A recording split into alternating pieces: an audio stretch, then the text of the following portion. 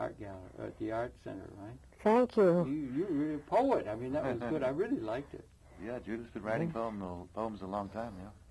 Well, being an actress and reading other people's words is very different than reading your own poetry. I suppose that's true. Yeah. It's all of the muse or some, But welcome very much to Conversations. Well, it's a pleasure to welcome the program once again. We've done a number of programs over the years and so forth. But if I may, my far left is Hanon Reznikov, and on my immediate left is Judith Malina of the Living Theater. And welcome very, very much to Conversations Living Theater once again. Having us here. Yeah, we're here on just to mark the day. It's February 21 of the year 2002, and we were just chatting as we came on the air about I had been once again to a poetry reading at what is that place called? The National Arts Club. Arts Club on Gramercy Park, and you had been reading from your poetry book. Yes. And you were, and I was talking with some people there and so forth. I was trying to get a date when the Living Theater got started as an entity, because it's an institution, but it goes back into the 40s even? Right. It goes back into, when will it be incorporated, Hannah? Well, at 47, actually. 1947. You were incorporated in 1947, right. And was the grouping of people that was to become Living Theater formulated before that in a nascent kind of way, or was that pretty much the beginning? Judith and I were together, and we gathered around us a group of like-minded artists. Right. And we're still gathering them, and they go away, and new people come, young people come. And some people have been in the company now, 25, 30 years. Yeah. But then there are young people, so we have that fresh energy of the youth. And people come and people go. Sometimes people go away for 20 years and come back. And we're all pursuing a goal, how to make theater valid to the historical and cultural moment. How to make it meaningful. I've been actually very pleased to see that we have managed in recent times to keep the theater focused on where it seems to be the hot issues are. In this last year, we've done a remarkable series of projects. Some months ago, actually in May, June, before the September 11th disaster, we were in Lebanon and spent a month doing various projects in Lebanon with a group of 40 Lebanese university students. We did some of our plays, and we created some plays with them. And there we were in the hot spot of the Middle East, trying to introduce what's fundamental to our work, that is the concept of nonviolent resistance, the concept that it's not only morally desirable, but also very practically advantageous to develop strategies of nonviolent resistance in order to deal with the injustices that abound in the world, including in that area. And, people think, oh, well, the culture that's there can't support that. But that's largely a myth, And I saw that when we were dealing more recently with the Afghanistan situation and the terrible history of violence that there's been in that country. And people say, well, it's a warrior culture, what do you expect from these people? That's all they know. But it isn't true. It's really not. There was actually, on the op-ed page of the Times about 2 months ago, a wonderful piece about pacifist movement in Afghanistan in recent times and during the British occupation in the 40s, contemporary with the struggle in India, led by an Afghan Pashtun pacifist who was an associate of Gandhi's. Let's not forget Gandhi himself. But in Afghanistan itself, this warrior culture. Apparently, there was a mass following of this strategy of confronting the British with nonviolent resistance, and it was quite successful. So these possibilities exist, and our theater exists to make people aware of them and to try to encourage their development. Yeah, you've always been nonviolent. Right? That's a basic premise by which from the beginning you were nonviolent, sort of in the Gandhian and the Martin Luther King sort of school Thoreau. and so forth. But Thoreau, but also just thinking about social affairs and political affairs in terms of confronting, as you said, the manifest injustices that exist and plague our world. Right. And to be in that kind of vein isn't necessarily passive in a certain sense, because very often you are right on the front line of confronting other people's prejudices and so forth by your own actions, right? So, and then we were in Lebanon. We were actually dealing with Hezbollah, because one of our projects was in the Hezbollah territory in the deep south of Lebanon, the area that was just where the Israelis withdrew only a year and a half ago, just some months before we had arrived. And there's an infamous prison there called Qiyam, which had been run by the SLA, which was the Southern Lebanese Army, the right-wing phalangist Christian militia that the Israelis had running the country for them when they were the occupying army. And they tortured Palestinian suspects there mercilessly for years and years. And since the Israelis left and that regime fell, they've made it a museum of torture, and the Hezbollah authorities there invited the Living Theater to come to this prison and for the Islamic tourists who come there to see what had gone on there, to do a play about what had gone on in this prison. And we created this piece in Arabic together with these 40 university students, and it was an extraordinary experience. We'd never been invited to Israel. We'd be interested in going there, but our first glimpse of Israel was from across the border from this prison that the Israelis had supported, looking across at these modern settlements. You would have to be invited to go to Israel? You wouldn't think to go on your own initiative or something? Well, we could certainly... Well, no, we don't have the means to organize performances without having some cooperation. Right. Or just put a workshop group together. Sure.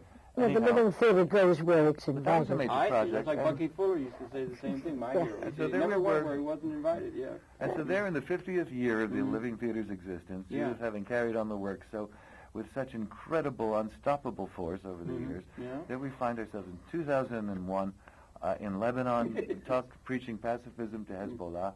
And 2 months later, we were in Genoa because we have a headquarters in Italy, not far from Genoa. Genoa. That's relatively new over the last few years. 3 years ago, It's great. This will be our fourth year.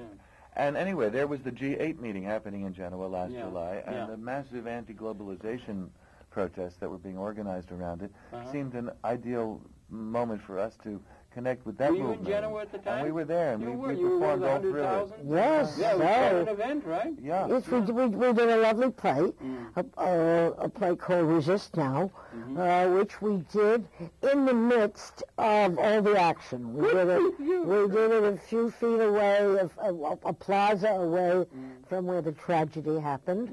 We did it where, where a young man was killed. We did it in the midst of a great corteo, a great parade of people that came from all over the world and had an enormous range of issues. There were people there from Save the Whales. In front of us in this great parade were the black-robed mourning mothers of Argentina, and behind us were a group of Berlin transvestites in pink feathers. And what was interesting was that they knew they were in the same cause. They knew that solidarity existed between those. And I thought it was very sad that in the world press, the tragedy of the violence, the irritation of the provocateurs, and so a lot of kids that certainly wanted to throw things at the police. That got all the attention, and there were a lot of the violent things. The violent things, and maybe there were even up to 1,000 of those people, but there were 200,000 peaceful demonstrators filled with youthful energy, filled with ideas, filled with controversial ideas but energetic and peaceful and hopeful, and that didn't get a notice. Yeah, it didn't. Because unfortunately, as Berdayev said, I've said it to you even before, I think, on this program, one of the great problems is the problem of the artist is to make good as interesting as evil. Now, dramatically, this is what's challenge. The whole world looked at this tragedy of this young man being shot down for being provocative, and everybody saw it, and it was terrible, and it made people feel. You see, the demonstrations don't really work. Made some people feel that, but the people that were there, the 200,000 people marching with energy, those are the ones. Those are the ones we have to look to, and those are the ones that gave us hope. Yeah, and they somehow get there. They somehow gather as a thing. And that's sort of like in an kind of way, and the people in the movement get together. Of course, we're not only pacifists, we're also anarchists. Yes, that's interesting. And therefore, the fact that this anti-globalization movement, it also often defines itself as an anti-capitalist movement, which is a very interesting way to look at it, is looking at it from an essentially anarchist, the problems from an essentially anarchist point of view, which remains really there was a wonderful cover piece in the Village Voice at when the WEF demonstrations were happening here, and we did a piece about that as well here, about how anarchism has become the point of reference for the radical movement now since the fall of Marxism. And as a friend of ours once said, as far as we're concerned, it's a much better concept. Yeah. All right, well, that's good. Maybe we can talk about it, if you don't mind. We can fill me in a little bit. Because if we say the anarchist tradition and so forth, I know we got Barcelona, and we've got the things that have happened. And the Ukraine during the Russian Revolution, and any number of historical examples where it worked on a small scale for a number of years. Okay, some of those, what are the roots of that in some of the names? Like if we say we have Marx, for communism. Right. Well, the classical names in anarchism are Bakunin, Kropotkin, Malatesta, the Italian, Proudhon and Fourier in France, and of course in more recent times Godwin, and more recent times of course Emma Goldman and Alexander Berkman, and of course the whole '68 movement, the Situationist. The 68 movement? The 1968 movement. In France, and then around the world. Really. Yeah, well, that was blowing in the wind everywhere. And there was a lot of anarchists. Something just jumping up and doing. Resurgence in the interest in historical anarchism at that point as well.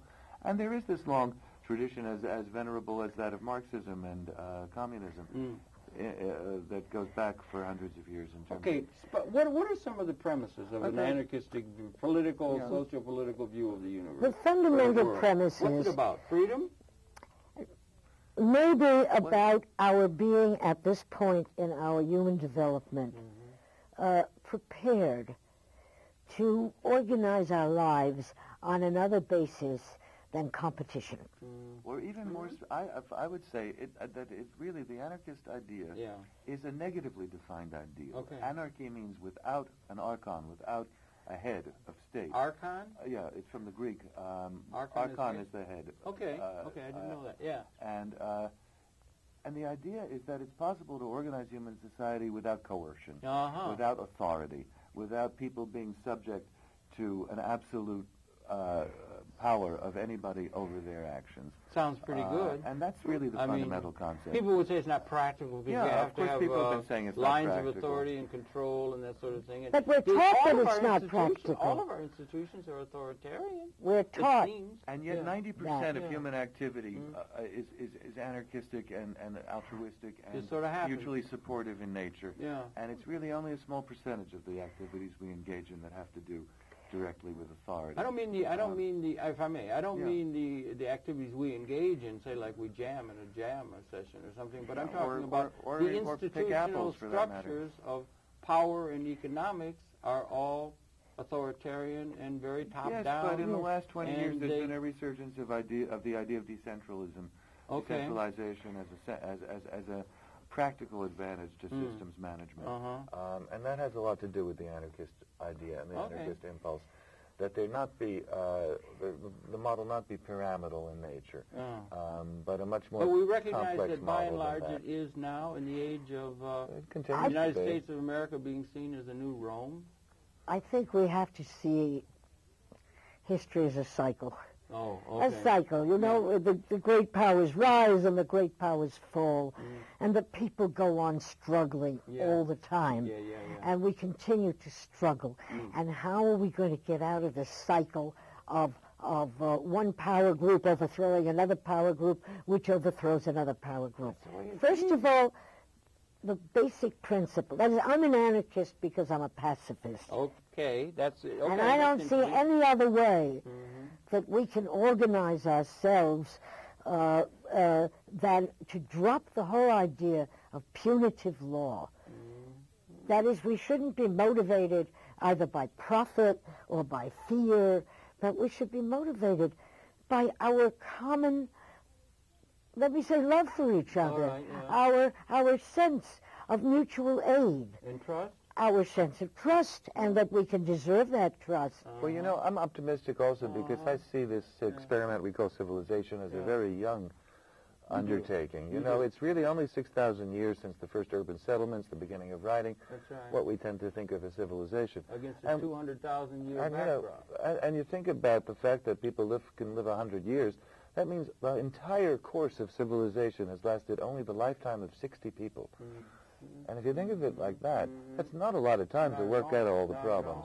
We're children. And so I think the problems we see of civilization are infantile problems, the infancy of our species and of our civilization. You have one of your colleagues at Bookchin, right? Marie Bookchin? Yeah, sure. Marie wrote a lot on post-scarcity. That's right. Post-scarcity anarchism. Yes, the fact that we've created this technological capacity to meet the material needs of the world without there being any scarcity of Now, wait a resources. minute. Now, that's a big assumption. Yes, it is. That's amply demonstrated as far as I can see. You think so, right? I think so. Demonstrated that... That we so can, you know, that of course, we have- you know, we have to make certain choices. If we continue to make refrigerators and air conditioners the way we make them now, we'll destroy the atmosphere.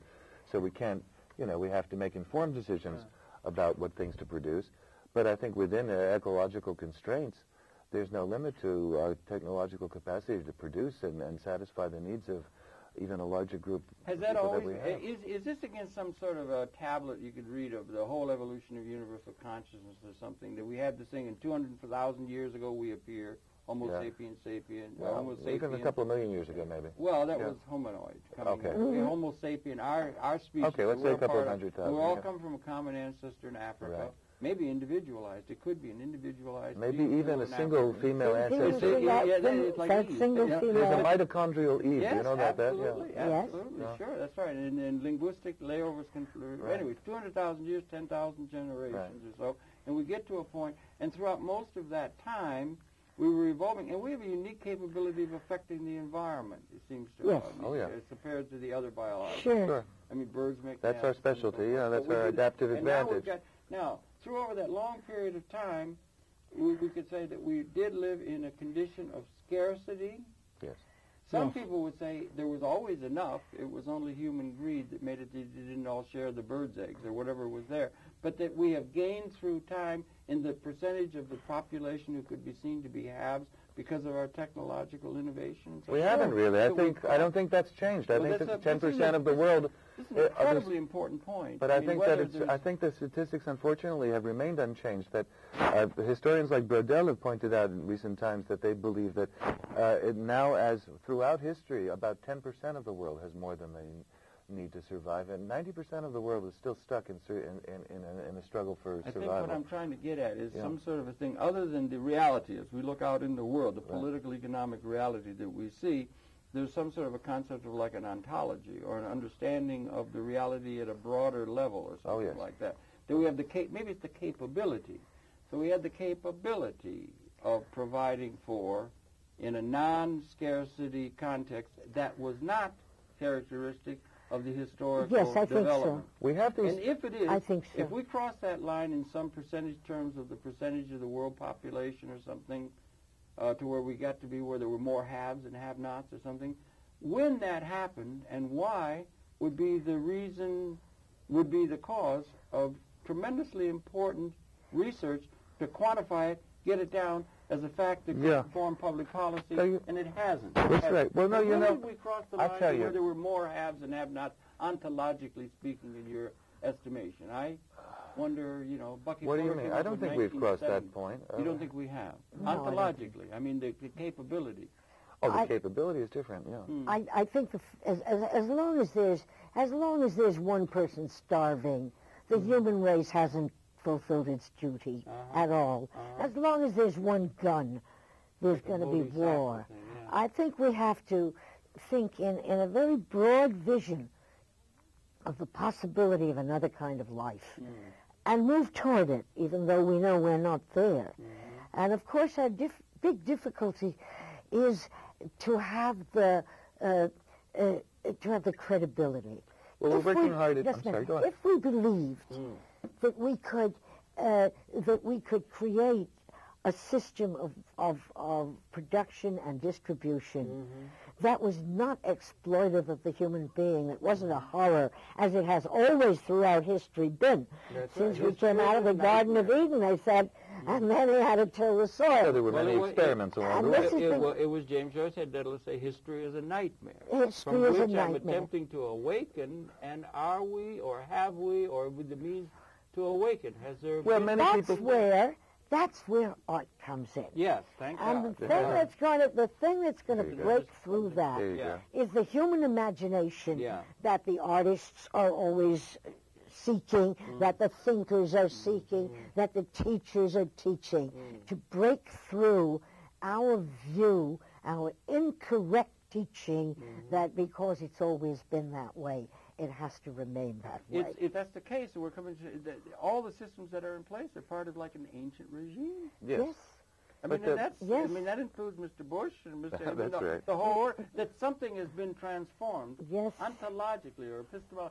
Something has changed in a certain time frame, and I just wonder how we get at quantifying what that is and when. Well, you know, I'm not so sure that quantifying it is as important as another area of the problem, which is I think that where we're most deficient and where the problem lies to a surprising extent is in our emotional character and the level of our emotional responses to life's challenges. I think we have worked so hard. We have created these organizational capacities. We've created the technological capacities. We've created artistic capacities. We've created capacities on every level except emotional.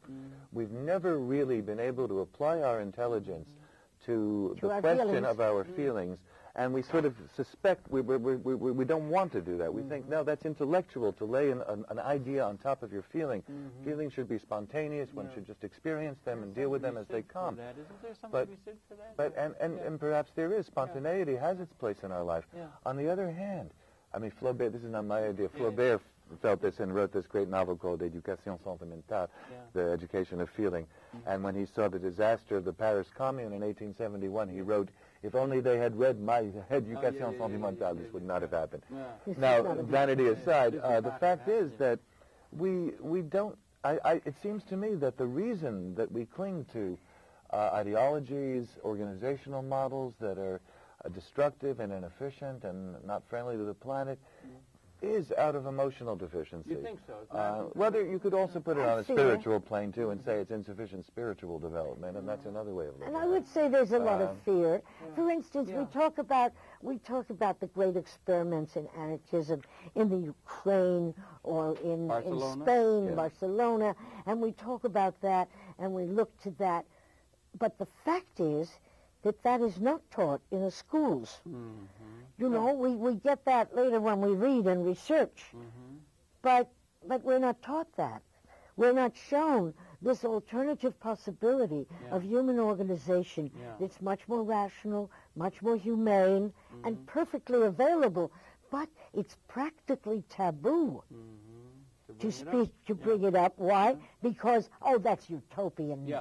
Idealism. Yeah, right. Idealism and it's dismissed as utopian idealism. Let me speak for a moment on that, because I think one of our principal challenges is to defend the concept of idealism, even utopianism, at this point in history.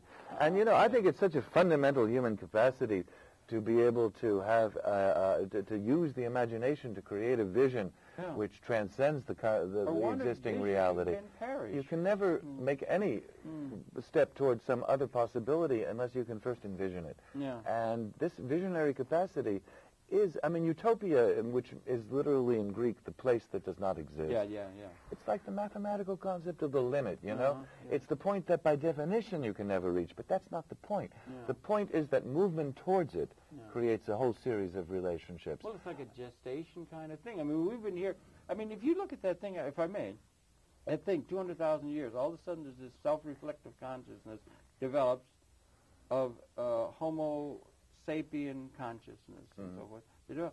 And there will be, if you get a draw far enough, there will be a consciousness transcendent to the one, just as there was Homo sapien was transcendent to Australopithecine. Evolution's not done, There will be a consciousness transcendent to what we have been in throughout what we've called the human experience. Well, you know, evolution is not finished, right? Are we at the point where, after 200,000 years, that we are at a point, for some reason or other, or something we can consider, that we begin to glimpse the reality, the realistic realization of that altered relationship to the broader cosmos. I think one of the things that these days. I mean, is this? I think one of the things that precipitates such consciousness. Because if you were 200,000 years ago, you had to point 200,000 years before that was going to be achieved. But this might be the time that this is being achieved. Or but I think this at this moment, when there's a generalized awareness of a danger of the species becoming extinct.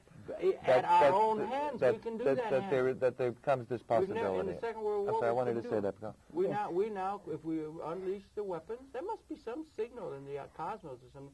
If we unleash the weapons of destruction, these technologies, things we've developed, we now know we can set off a system that will leave no human being alive at all. Yes, obliterate the species. Now that must signal something. There's an interesting. You're asking about a signal, and there is such a signal. And if we look at Darwin, for instance, who showed us that when the waters got too cold down there in the Galapagos, certain little creatures began to grow legs 20 generations before the waters were too cold. Really? And those were the ones that survived. And they grew legs and went up on the warmth of the sun, and they survived because the waters got too cold. Our waters are getting too cold. Right. Now, what instinct made those little creatures grow feet? We don't have that instinct. Our adaptive advantage is our cognitive capacity, is our thought process. Yeah. We can see it. We can feel that the waters are growing too cold, or the atmosphere is growing too warm, perhaps. We can see just what you pointed out, that there's not going to be any life left. When the species is threatened, the species is prepared to change, or we will die. We will die off, or we will change. And what we are suggesting, we, the artists, the anarchists, the visionaries, the living theater, the pioneers, the activists, the thinkers, what we're suggesting is that we better make a very big, radical change in what kind of creatures we are to each other, what our responsibility is to each other, who we are to each other. Collectively, the whole human family. That's, to feel that collectivity, at that point, we can make a real change in our behavior and in our use of the environment. Or else, you know, some people say perhaps, I mean, we have a sentimental attachment to our own species, but maybe it's all right that what needs to happen is, some people say, Mother Earth will shake off the human race like a bad cold. Well, that might be, because, and I would pick up quickly in her saying that we could destroy it. We can't destroy, I don't think even with the thermonuclear and the other kinds of things we have, but Joshua Lederberg tells us we can wipe out our species, right, and a good deal of the biological systems closely aligned with us, but we don't have the capability to destroy life. Right. And life, I mean, because there are life forms in the smokers at the bottom of the ocean that have nothing to do with photosynthesis. Right. Life and evolution would continue. And life is an even more precious liaison in this very dark and until now not absolutely certain that there is life forms out there. So life would continue. It may be that in an a priori mysterious way humanity is meant to entropy or to die out.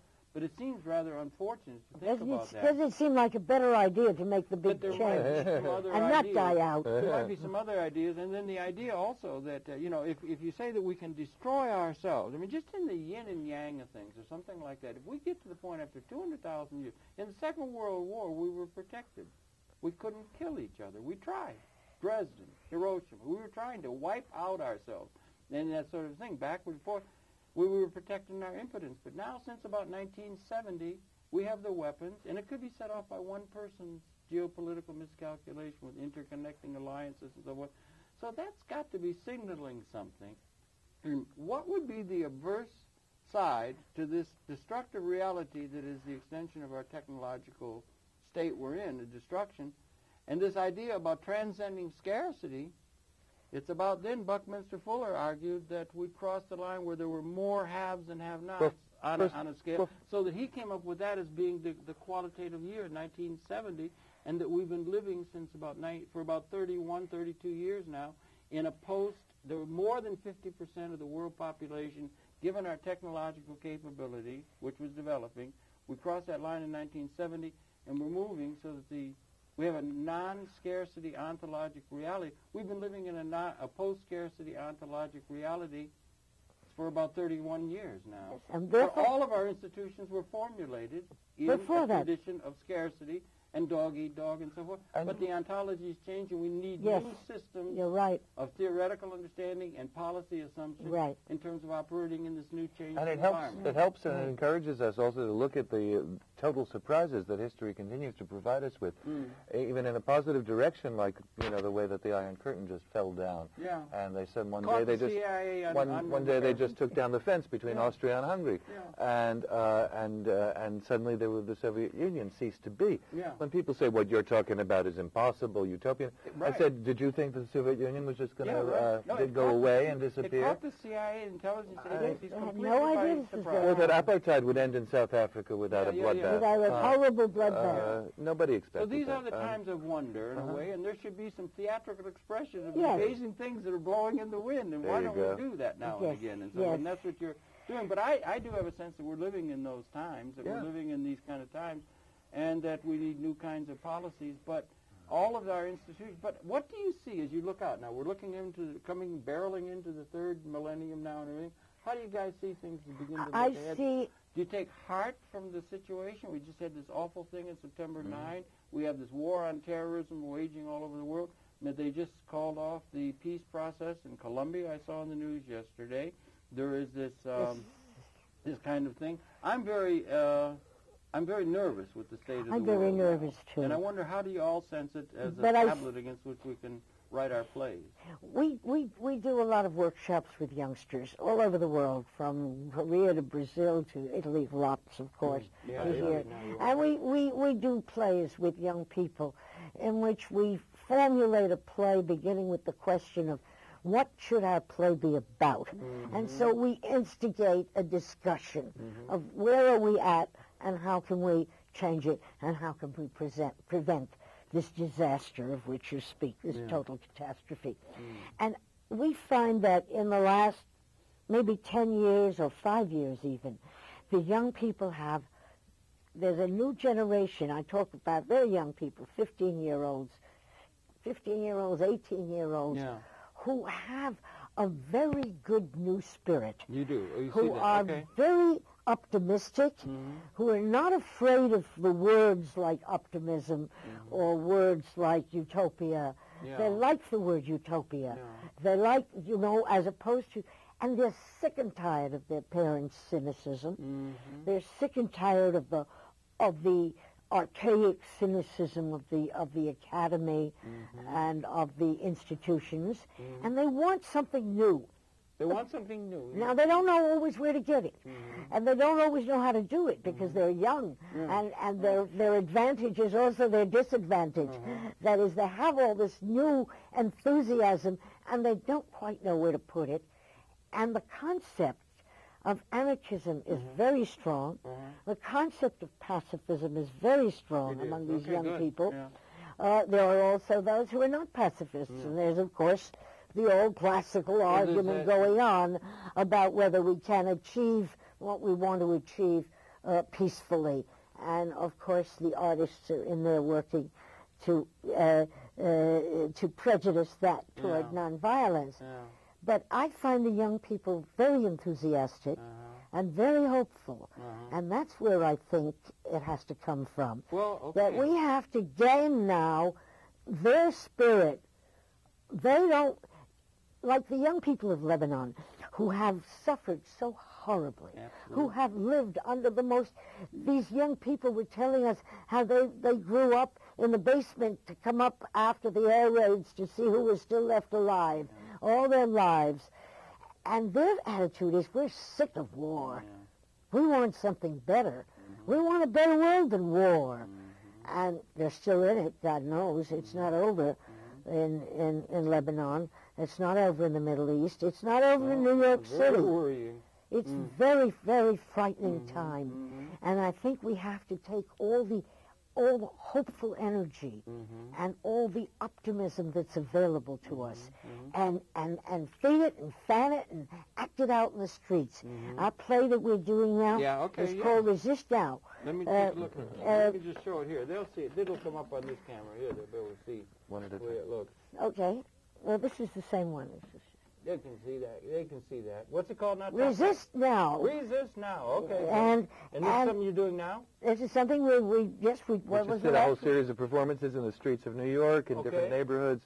And we're also at the World Economic Forum. You've been doing you did there. Good for you. We did indeed. You're still doing Not in My Name? And we're still doing Not in My Name. The next performance will be on February 27th, Wednesday at 6:30 in Times Square. Times Square. And that is every time there's somebody who... Every time somebody's being executed. Well, we don't get out every time. Unfortunately, it happens too often for that. Yeah, it's picking up the pace. It's awful. It's awful.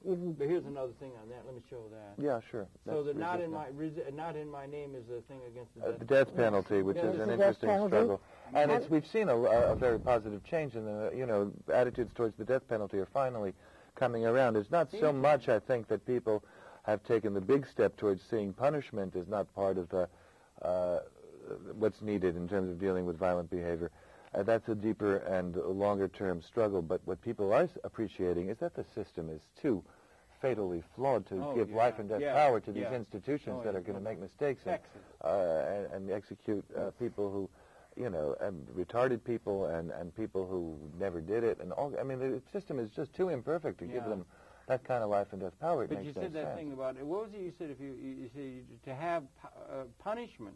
Yeah. The punishment. The notion of punishment. The notion of punishment. The notion of power and the notion of authority and being able to do somehow that seems to me to be on the rise now. Yes. In the world. Well, when you've got a traumatic event that war, and you've got 80%. On the one hand, they say this is a whole new kind of war. Now they said all our lives are changed. But I think it's a lot of baloney because I think that they haven't got a new idea in their heads and they're only using their old strategies and knocking out a regime in a poor third world country is nothing new. They do that all the time.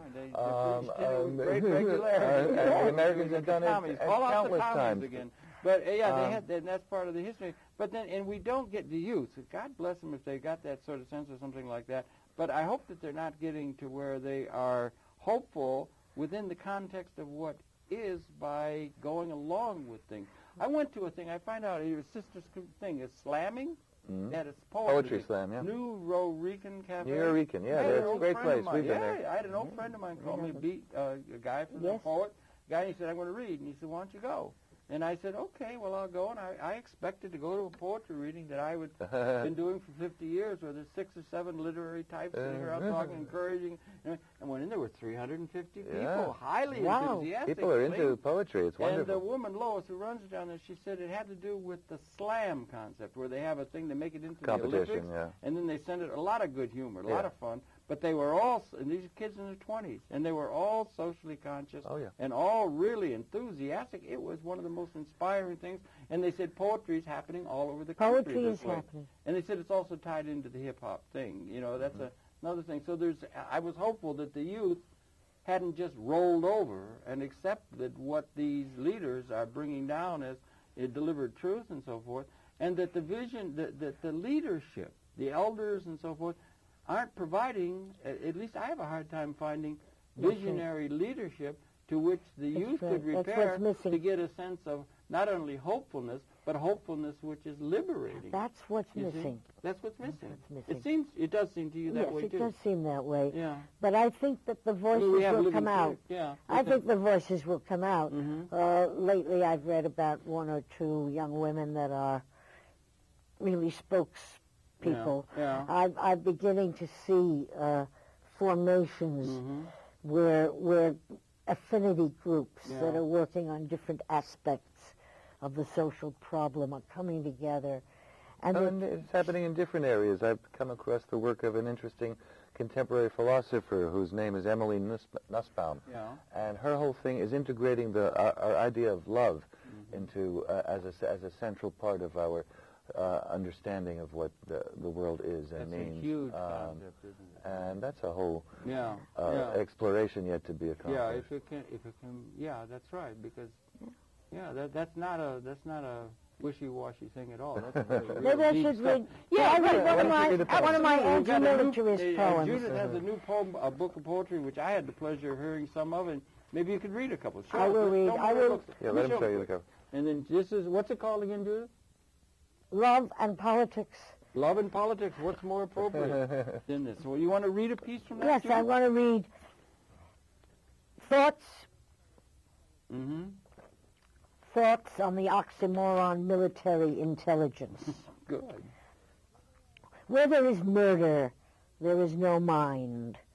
Where there are weapons, there is no well-being. Where there is fear, anger comes.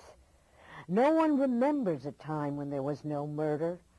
Abel was the last who did not fear his brother. But how can we abandon our weapons and stand unarmed on the battlefield?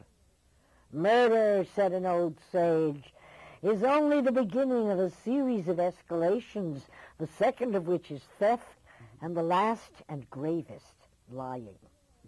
Where there is mind, there can be no murder. Realizing our kinship, there can be well-being. Everyone longs for a time when there will be no murder. We are not the first to refuse to live in fear of our brother where there is no threat. Love comes. Therefore, I disarm myself, even on the battlefield. We are not the first. Oh, right, yeah. When there is, what is it? Where there is trust, when there is trust. Where there is no threat, no threat, love comes. Love comes. Now, where there is no threat. Now that means first of all, threatened by each other. So, and is there not some pragmatic experience behind some people's lives that make that be sensible, and the hard tooth, rent in tooth and claw realities of the evolutionary, social evolutionary. But we have to with begin. Idiots for leaders. And we have to begin with some basic human concepts.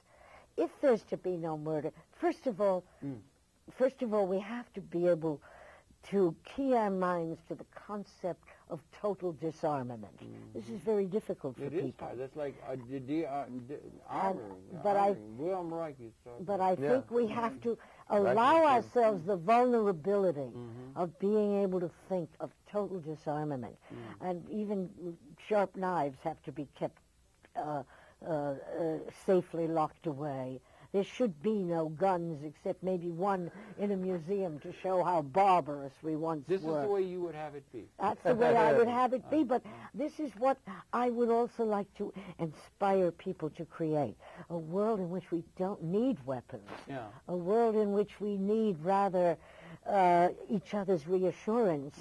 A world in which we can function on our highest level. That's right. That's we what know we we can everybody. function. That's what you want for everybody. Altruistically. If you're playing in an orchestra, you want everyone to play as best they can. That's right. I guess you would know in living theater. That's you a want good point. ensemble. That's very nicely put. You don't want somebody Beautiful schlepping place. around. You want somebody doing the best they can, don't you? Right, Yeah. right. Well, that's a metaphor. Yeah, got another one. Reading the papers. Okay. Paul Goodman used to say that he lived in a world that was part kindergarten and part madhouse. Reading the papers about the massacres in Lebanon, my stiff-necked people heartless on the battlefield. I remember that in the madhouse, watching in awe of my charges, I saw only personal and isolated violence. I never saw a concerted attack. I never saw anyone rally others to fighting groups. I never saw anything as crazy as a battle. Reading the papers, crying over the personal and isolated sufferings on the battlefield and the photos of the people laboriously digging bodies out of the fallen floors with arms tangled in the floors and ceilings. It's not like a madhouse, oh my stiff-necked people, but like a kindergarten where we teach competitive games. Oh, God, yeah. And I think that the basis of our problem is that we are taught and conditioned and educated to be competitive beings, and that really we are fundamentally altruistic beings, and we have to fight that to become competitive. That's what education is. Education teaches you who's the first best in the class and who's the worst in the class, and education teaches you certain principles that you have to follow. Mm-hmm. And we've got to destroy these primitive concepts that we've been taught are fundamental. Or these primitive lack of insight to see an equation as simple as if winning is held up as the goal. Oh, and as a personal goal for everybody's life. Yeah. When winning, by definition, is a process of creating losers. Yes, right. You need a something where everybody... This is not the best model. I had a thing I'd share with you, if you don't mind. Do you happen to find out how many cells there are in a human organism? No. You know that? Well, I'm not sure. I'll just tell you. I saw Nicholas Wade gave the same figures I had come with. I could have a hard time imagining. But I'm still not sure whether it's the whole life cycle or at any one time. I'm not sure. But it's staggering. 100 trillion cells in a human organism. And each one's semi-permeable. And some of them are epidermal and some of them are something. And they all have an overlay. They all have an overlay. They are a system that functions well, but they're all different and they're all necessarily healthy, or else you've got cancer. They've got all got the same DNA too. They've all got the same DNA, the thing that goes over them. I am it's beginning to think there's something to this metaphor. idea of intelligent design, Michael Behe and so forth. I do too. Yeah. But I mean, it's a metaphor. We get over to we get the what do you call it, the Gaia thing and everything. We get 6 billion people, and who wants people not being able to operate at their maximum efficiency? Right.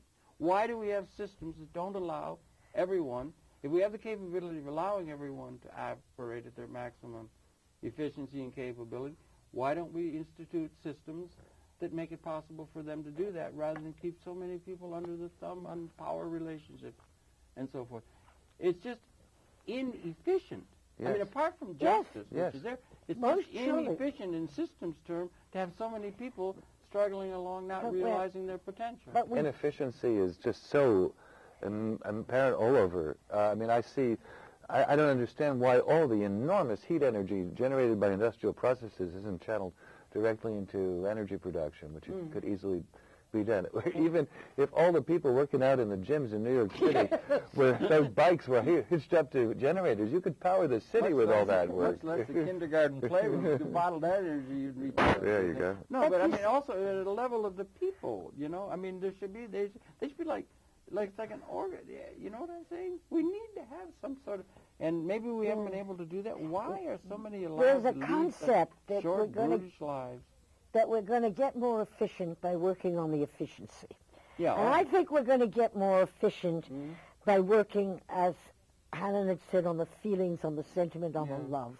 That's what I call my little book, Love and Politics. Yeah. And let me read a very short little poem at the beginning. By all means, absolutely. Because this is a funny poem. It's a short little funny poem, but it's about the basic tragedy that politics, that love won't accept politics. No. And politics won't accept love. And love thinks it's apolitical. And this has divided us into political creatures and loving creatures, split in ourselves. So while off the Isle of Cyprus in a boat, I saw the head of Aphrodite afloat and told her, I'm an anarchist and do not vote. She answered, that's all right. I said, oh, figment of the classic mind, there are some crucial concepts to which you are blind. She only nodded, so as not to be unkind, and said, good night. Oh, stay, I cried. There are so many things we should discuss. The power of unnecessary kings, the sexual oppression of which Sappho sings. But she sank out of sight. That's beautiful. Now, if we could understand that love and politics have to be the same thing, and I don't mean only sexy love. Sexy love is great, but that's not the only kind. That's one expression of it. But for love to be the prevailing principle, for instance, in business. What? Love, business? That's almost incompatible. Yeah. But if we're going to trade with each other, if we're going to produce and choose and transport and manufacture and consume, all that has to be based on a whole other kind of principle than the competitive one that we now follow. Yeah. Because all that is based on competitive activity, and competition, like punishment, doesn't work. I understand. I agree with that. I couldn't agree with it. It seems to me all of our institutions are based on punishment. I don't know. I had a friend of mine who said he thought the school system was minimum security, arrangement, like a maximum security, minimum security, because it's all authoritarian, bells ringing and people saying you must do this and everything. You're trained in that sort of thing. But, I mean, you got the market. The market's distributing things and it's creating things, and there is this kind of thing. I mean, and there's some progress in that. We now have an internet that came from the market and that sort of thing. There are a whole series of actually alternative public schools in New York. There has been a lot of work done for creating alternative. Yeah, there are. Are they happening? Are those what they call charter schools? No. These are part of the New York City school system. Yeah. But they've been created, quite a few of them. There was one called City as School, based on a concept by Paul Goodman, who pointed out that he thought only about 15% of kids profited from a classroom situation, and 85% of children would learn better in other environments. And on that basis, they created a system of internships where you work 8 weeks in a congressman's office or in a health club or in a science museum, and the students learn by having these real-life work experiences. That's one. There's there are any number of others, satellite schools. There are a number of experiments going on. I have an idea, if I may, just test it out and everything like that. Is that you have this thing? You got this. There should be venues. There should be venues for expression of the human, like Access Television. We're in Access Television now, and let me just share. I'm sort of comfortable being here because Access Television is different from the rest of the television industry. That television industry is all run upon a profit-making motive, and that's what motivates who's where and that sort of thing, the movie industry.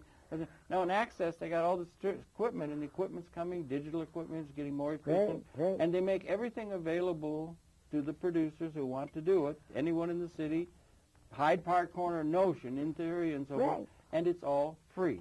And it's wonderful. And the only rule is that you cannot make money at what you're doing. Right. Now, it seems to me there's going to have to be a lot of venues for the expression of the human spirit. If we're coming to a post-scarcity ontologic reality, there's going to have to be an alternative, and also labor displacement in the theory of, that creates wage slavery for so many people. Most of the corporations are pretty authoritarian, and the wage relationships to the owners of the capital asset is pretty authoritarian, almost like indentured slavery if you see it in a certain kind of way. Some people happily get to a place, but most of the people have to be coerced in order to earn their living and that sort of thing. If you have an alternative way for them to get income to live, based upon some cybernetic or some technological base system where assets are creating wealth and so forth, and you're transcending scarcity, we're going to have that in the business world. We're going to have many, many venues for the expression of the human spirit, because even Lord Keynes said, in these very days we're heading for massive, technologically induced unemployment, where machinery and technology and intelligence systems can take over the rote kind of labor things that the humanity has been submitted to. So we're going to need venues which are not market-oriented in that places where people can jam, places where people can create theater and have some. Do you know what I'm saying? Yeah. Let me talk about one of these venues, because I'm very involved right now in a situation in which one of these free venues where people can jam has come up against the force of the state. My son Garrett Beck, who's a wonderful young activist, has been working for years on the creation of the Rainbow Gatherings, which are an annual event where thousands of people come and express themselves and jam and make music and dance and make poetry and live together for 1 week in a totally moneyless situation in the wilderness. Really this has been going on for years and years. 20-odd years, 28 years. And it's so dangerous that now they have arrested my son Garrick and 2 of his cohorts. Who's there? Garrick, my federal son. government. Who arrested? The federal government. Federal government. Forest Service. Forest Service. because for frolicking. For frolicking, yes. And he is now on his way. He's waiting for his marshal's letter to take him to 90 days in a penitentiary. What's the charge?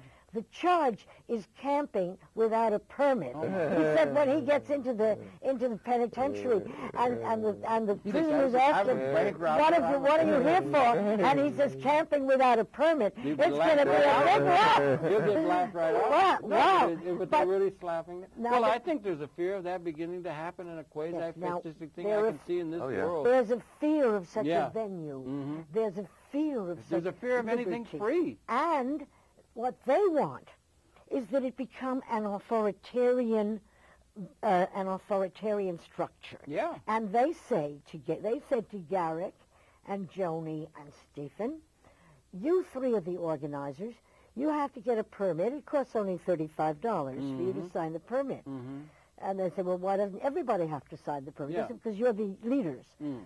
And they said, we're anarchists. We're not leaders. Mm-hmm. We haven't been appointed. We haven't been elected. I have no title. Mm-hmm. They said, come on, Garrick, you've been organizing this for 25 years, and we've been talking to you about it, and we know you're the leader. And Garrick says, I'm not the leader.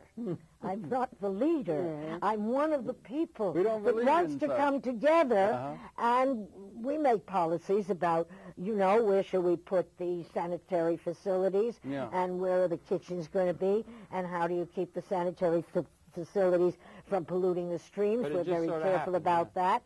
But we all do that together, and I'm not the leader. And they say, you have to buy this permit for $35 or we will put you in prison. And the process. They have been fighting this for a couple of years now. It went to the Supreme Court. Mm-hmm. The Supreme Court wouldn't hear it, and that means that Garrick's going to have to serve 90 days hard time. for refusing to buy a $35 permit on the basis that this is a free gathering, that this is a free situation. I hear you, Doc. We're out of time. I'm sorry. So good to see you, Hanon. Good to see you. Your pleasure. Living Theater. Judith, Malina, Hanon, Reznikov. Happy to have welcomed you to the program. We invite you to tune in. We'll be coming back again next week. But once again, I'm sorry we ran out of time. That's all right. It's always wonderful to talk to you. We'll all keep an eye on that case. Okay, keep an eye on that case. What's his young man's name again? Garrick Beck. And I understand that you also now have a new addition into the lineage. He has of your become family. a great-grandmother. Great-grandmother. Garrick's daughter has had a wonderful little baby, and the generations go on. And I hope we're all going to be activists in finding. And I told you the other night, my daughter Lisa, is in theater, had married a young man from St. Petersburg. Yes, right. Hanon, no, Hanon, you're Hanon. His name is Vladimir Rovinsky. And they had a son. I have my first grandson. Oh, how wonderful. Alexander Channer Rovinsky.